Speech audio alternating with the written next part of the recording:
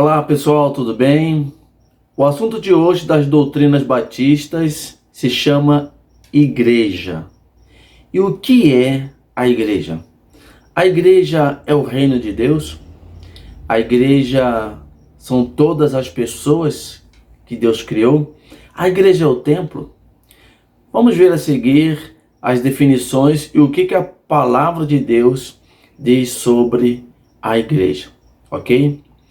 Vamos começar pela definição da declaração doutrinária da Convenção Batista Brasileira sobre a igreja.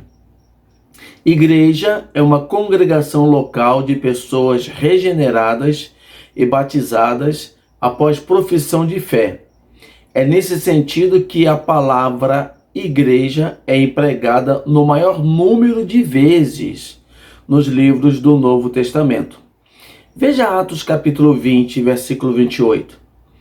Cuidem de vocês mesmos e de todo o rebanho sobre o qual o Espírito Santo os colocou como bispos para pastorearem a igreja de Deus, que ele comprou com o seu próprio sangue.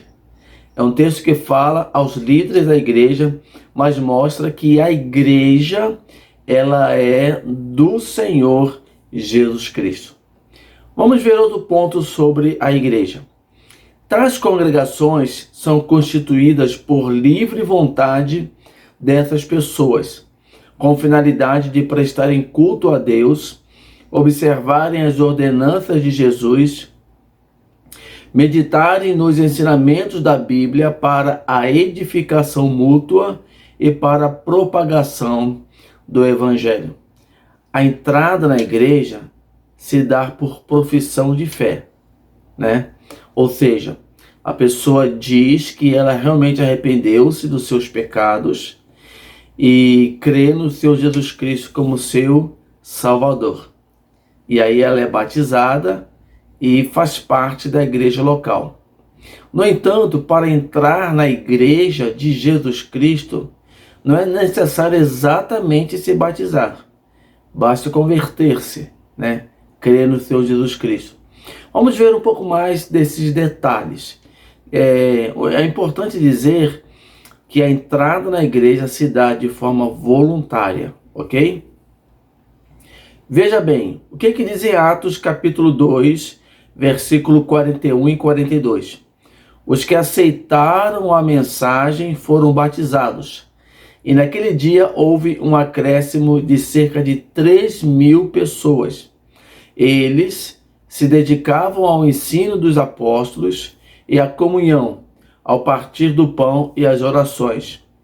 Ou seja, essas pessoas, né, elas. Então veja, elas aceitaram a Jesus. A entrada na igreja é de uma forma voluntária. Vamos ver um outro ponto no slide 5 a respeito da igreja. As igrejas neotestamentárias, ou seja, as igrejas que nós encontramos nos livros do Novo Testamento, são autônomas, têm governo democrático, praticam a disciplina e se regem em todas as questões espirituais e doutrinárias exclusivamente pelas palavras de Deus sob a orientação do Espírito Santo. Mateus capítulo 18, versículo 17. Leia comigo. Se ele se recusar a ouvi-los, conte à igreja. E se ele se recusar a ouvir também a igreja, trate-o como pagão ou publicano. Olha a importância das decisões democráticas da igreja. No slide anterior, você percebeu em Atos capítulo 2, verso 41 e 42, o seguinte: que essas pessoas se dedicavam ao ensino dos apóstolos, à comunhão e ao partir do pão, né? Depois que elas foram batizadas. Então vejam bem, nós podemos perceber em outros textos da Bíblia, principalmente do Novo Testamento, no nosso caso do Novo Testamento, que as igrejas, elas são autônomas. O que isso quer dizer? Isso quer dizer que uma igreja, por exemplo, a igreja de Jerusalém, ela não mandava na igreja de Éfeso, né? E a igreja de Éfeso também não tinha nenhum poder sobre a igreja de Corinto. As igrejas que foram sendo instituídas pelo Espírito Santo de Deus, nós podemos observar nos livros do Novo Testamento, elas eram autônomas, né? No entanto, elas viviam e praticavam a mesma disciplina dos ensinamentos dos apóstolos, né? Lembrando que Jesus Cristo deixou os apóstolos para organizar a sua primeira igreja, vamos dizer assim, né?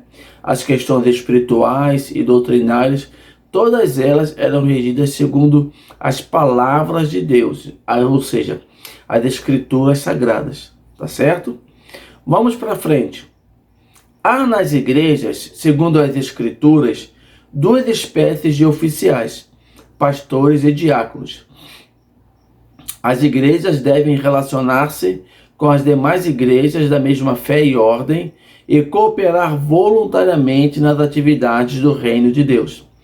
O relacionamento com outras entidades, quer seja de natureza eclesiástica ou outra, não deve envolver a violação da consciência ou o comprometimento da lealdade a Cristo e sua palavra.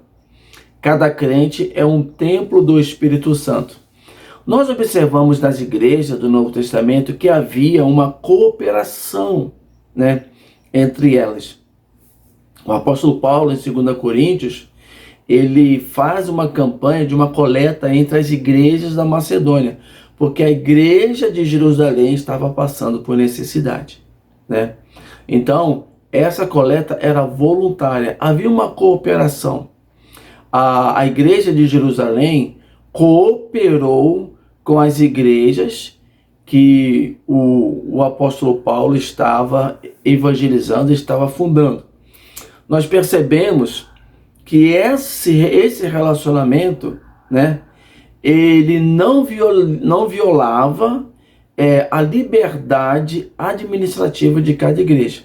No entanto, elas estavam unidas pelo mesmo Espírito na doutrina dos apóstolos, né? Tinham esse comprometimento de expandir o Evangelho de Jesus Cristo. Vale a pena lembrar também que, apesar desta conotação parecer ser igreja instituição, né? Mas a igreja, nós vamos ver no nosso próximo assunto, né, sobre a ceia do Senhor, a igreja, ela não, vamos ver lá, mas ainda nesse capítulo sobre a igreja, daqui a pouquinho vamos falar sobre isso, enfatizar. A igreja, ela é o corpo de Cristo, né?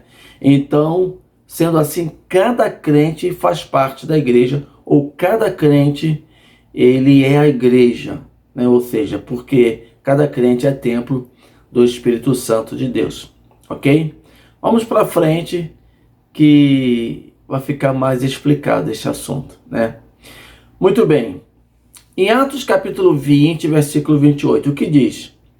Cuidem de vocês mesmos e de todo o rebanho sobre o qual o Espírito Santo os colocou como bispos, para pastorearem a igreja de Deus, que ele comprou com o seu próprio sangue. O que nós observamos com esse texto é a liderança da igreja, né? Ou seja, os oficiais da igreja. O pastor é um oficial da igreja. Nós percebemos neste texto de Atos capítulo 20, versículo 28, os ofícios dados ao pastor, né? Primeiro, a palavra pastor, porque ele foi designado para pastorear. Inclusive, o título que Jesus Cristo preferiu usar: eu sou o bom pastor e o bom pastor dá vida pelas ovelhas. O apóstolo Paulo, ele usa esse termo bispo também em 1 Timóteo capítulo 3, que é uma função de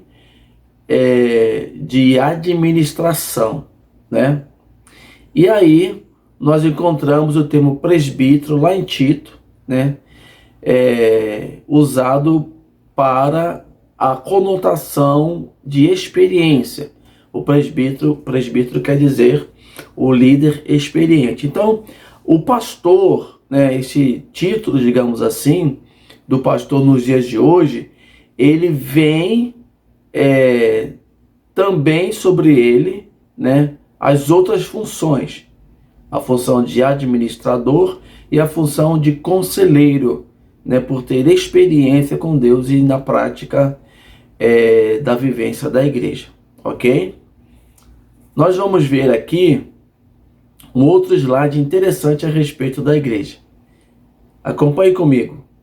Há também no Novo Testamento um outro sentido da palavra igreja, em que ela aparece como a reunião universal dos gemidos de todos os tempos, estabelecida por Jesus Cristo e sobre ela edificada, constituindo-se no corpo espiritual do Senhor, do qual ele mesmo é a cabeça.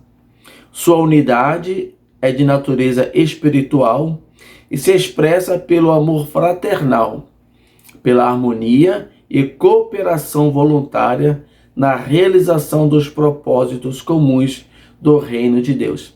Vejam bem, irmãos, quando falamos da palavra igreja, né, normalmente ela é confundida com um templo ou com um endereço físico, não é verdade? Mas, neste ponto, nós observamos que o sentido da palavra igreja, um sentido mais abrangente, é a reunião do corpo de Cristo, né? Ou seja, o crente ele se reúne não exatamente no templo físico, mas se reúne através de redes sociais, né? Através de outros instrumentos. Ou seja, o crente é a igreja e ele se junta com os irmãos, né, para a finalidade de prestar cultos e de estabelecer e alcançar outros propósitos do reino de Deus.